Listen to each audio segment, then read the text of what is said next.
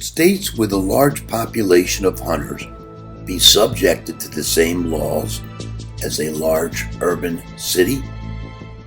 Should a hunter with a rifle be covered by the same ordinances as a punk with a handgun? Should citizens be able to conceal a deadly weapon for self-defense? Americans have an individual right to possess a firearm unconnected with service in a militia, and to use that arm for traditionally lawful purposes, such as self-defense within the home. Like most rights, the Second Amendment is not unlimited. It is not a right to keep and carry any weapon whatsoever, in any manner whatsoever, and for whatever purpose. Knowledgeable people estimate that there are 300 million handguns and rifles currently in circulation. Getting that many weapons out of circulation is simply insurmountable and a fool's errand. So a buyback is considered as an option. Once again, well-intentioned but totally impractical. At $100 per weapon, the cost would be $30 billion. In addition, people have gamed the system on previous attempts at buyback by going out, getting a $50 handgun, turning it in for $100. The idea sounds good, but has no practical application. 3D printing of weaponry is years, not decades away. Access to weapons will be increased, not reduced. And as we saw in the Oklahoma City bombing, mass murder is not reliant on guns. The weapon of choice in that case was a combination of fertilizer and fuel oil.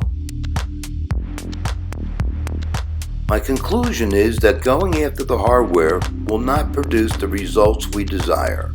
We need to go after the person. America didn't invent shootings, but they sure seem to happen here more than anywhere else. In about 80% of mass shootings, the weapons were purchased legally. Not one of the shootings was stopped by a civilian with a gun.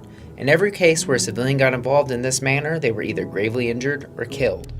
The Florida school shooting was an epic intelligence failure. It should have been stopped. It never should have happened. When any of us makes a rudimentary Amazon or Google search, we trigger all sorts of algorithms that make it hard for us to evade commercial suitors. Why shouldn't law enforcement have the same tools at their disposal? So in addition to guns, clearly we have a mental health issue to consider. The element that needs to be brought into any of these predictive technologies is the broader consumer user. And I think that once that gets combined with what's going on out there, I think it can make a big difference. I mean, consumers, the crowd, being able to say what's going on is actually much more powerful than any algorithm that can get created.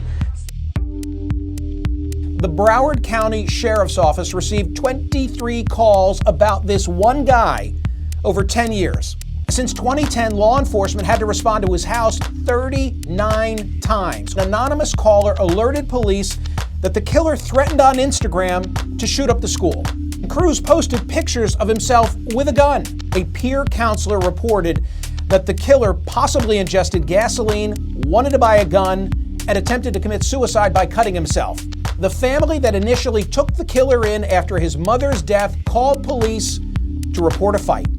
A tipster from Massachusetts called the sheriff's office to report that Cruz was collecting guns and knives, telling them he will kill himself one day and believes he could be a school shooter in the making. On social media, Cruz posted comments like, "I want to die fighting," and "I want to shoot people with my AR-15. The reports that an investigator with Florida's Department of Children and Families had previously warned the state of Cruz's intentions to buy a gun after his 18th birthday.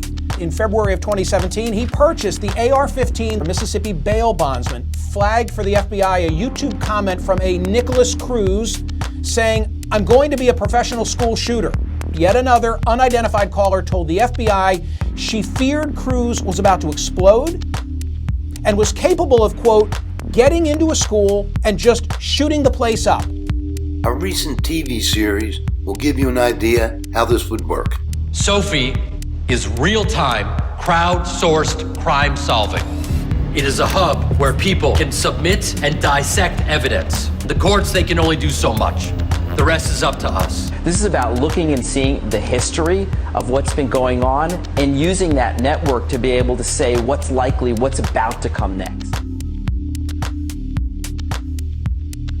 The idea of computers digging around in my personal data, thinking on behalf of police officers, can it be a little creepy or even controversial? Like, how is this not a privacy or security issue? No, not at all. This is data that's already available in police databases. It's crime data, it's detective notebooks, it's arrest records, there are 911 records available. It's inexcusable that all this data wasn't integrated. And I know some of you are listening, you're watching, and you're saying, well, there are civil liberties risks here. I get it. But the protection of Americans of all ages demands better data management about those who pose a gun risk. In some states, we have been instrumental and have successfully passed things called extreme risk protection orders or gun violence restraining orders. Law enforcement can be notified by a family member, or maybe they find out about a situation themselves, and there's a very short and abbreviated process to temporarily take the firearm away from the person that they believe is, having some mental issues. Most murders, suicides are committed with handguns, clearly. But when an individual goes into a school or another place with a lot of people with a AR-15 or AR-15-like weapon, he has the ability to kill a lot of people much more quickly.